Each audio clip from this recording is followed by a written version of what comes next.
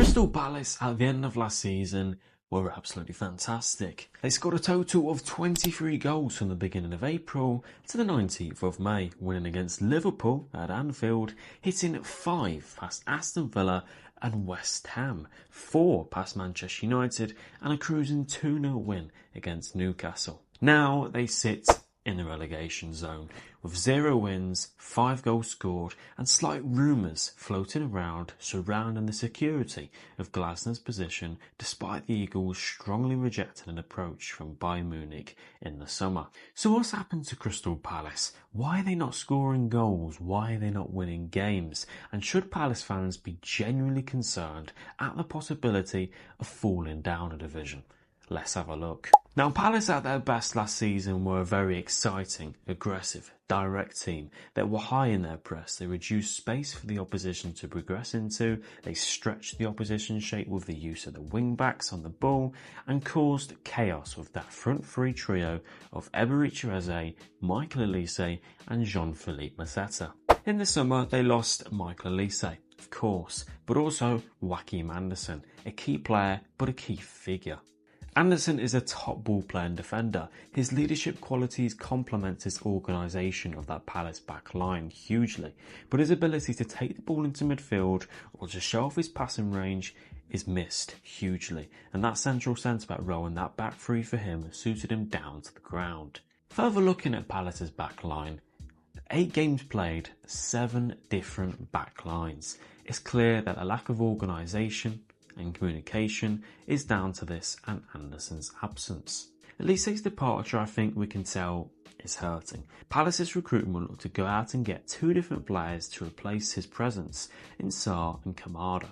So far, Sarr has been exciting, we've seen glimpses, and Kamada has been pretty poor. Kamada hasn't been used as a direct replacement in times in that area, but recently has been utilised next to Wharton and against Forest Eze, but his passing and positioning has shown he struggled to adjust to life in England. Sarr is a right-footed, right-hand-sided player, slightly more suited to the wing-back role actually, as we saw against Leicester City when he came on and got a penalty. But as you can tell, they don't have a direct alternative similar to Eze in the sense as a left-footed, tricky dribbler that covers this. Instead, they've looked up to Nketiah there. Now, an Nketiah and Mateta Eze trio could work further down the line, but Nketiah comes far too deep, so when they do win it back, it's Mateta that's the only player up there who isn't the best in transition. Pair this with Eze's poor run of form, where his decision-making and finishing has all been off.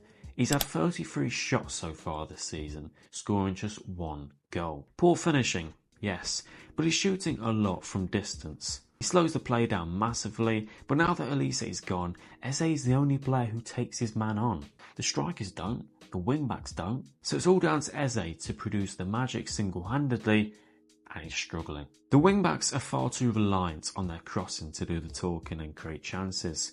They don't take their man on, at all, and their crossing is far too inconsistent, in particular Tyrick Mitchell, who's a much better fullback, as opposed to constantly bombing down the line. Now, to further add to individuals, Wharton is showing fatigue. He's knackered, he's injured, and he needs rest. Palace are far too reliant on him though and his passing to really progress the ball up the pitch and get anything from the wing-backs.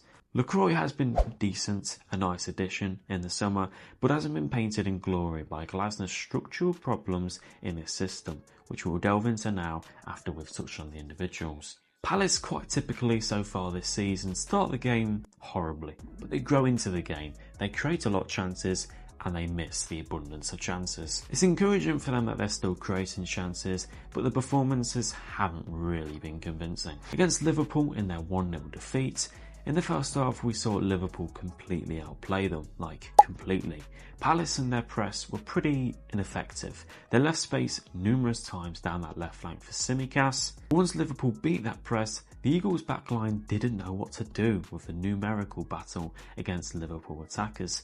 Do they stand off, don't allow space behind them, don't rush in and be beaten, or do they press and batter with them aggressively? So they kind of flirted with both, very passively, as Liverpool could have had a few goals in the first 45 and did a good job of breaking down a back five. Against Forest in another 1-0 defeat, Eze was playing hero ball, and Nketiah was feeding off scraps whilst being physically mismatched against the Nottingham Forest centre-backs. Eze was neglecting the 3-4-3 system slightly as he enjoys the central spaces, which is understandable and is okay, he's the player that he is, but whenever Muniz got the ball high up, he had nobody to link up with. And if he wasn't slowing the play down completely, allowing Forest players to come back and defend, he was hopelessly dumping crosses into the box. The centre-backs were fairly narrow on the ball in the first 45 when they shouldn't be, it's a back three. It meant the wing-backs couldn't push as far forward as they would have liked, so Gerhi or Chalobah couldn't find them with a simple pass, but when the wing-backs did get the ball, there wasn't much inspiration for them in their passing options on the inside. Glasner's looked to respond to this with 15 minutes to go by putting Schlupp, a left footer, on the right, Muniz and Sarr, right footers, on the left. Whilst Chalobah filled in at right back, he looked to bring back the inverted play dynamic at Palace, as they do miss a left-footed forward. In other words, Michael Olise. In terms of their football on the ball, it's not the worst, it's just not as good as it can be. Often when Palace move the ball out to the wing back, they struggle to find any breakthrough when trying to find a pass inwards to the forwards, leading them to go straight back, as mentioned in the Forest game they did a lot. When they had Olise, he could turn with pace and power and create, but also he and Eze could drop back, unmarked as a free man, then run it forwards themselves and find passing combinations with fluidity. Instead, now they give it to their wingbacks who don't know what else to do but cross. Palace could have and should have invested in their wingbacks in the summer. Overall, there's a lack of fluidity in the attack due to the structure that's flawed, that's not working, that needs a change. So how do they fix this? Overall, I think Palace in the long run will be fine. Their fans shouldn't be majorly worried. They're not terrible. There's much worse teams around them, but they need to be better.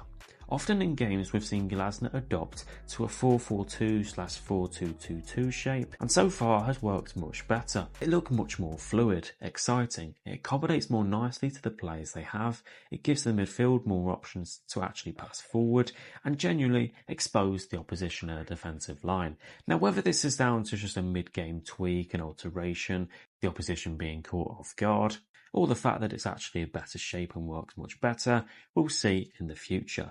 But if Glasner continues to persist with this broken structure, I definitely raise my concerns as a Palace fan on his ability to get the best out of the team, as he needs to adapt, and he needs to adapt now. If you enjoyed this video, make sure to smash a like and comment what you think of Crystal Palace at the moment. Check out other videos, check out shorts, and I'll see you next time.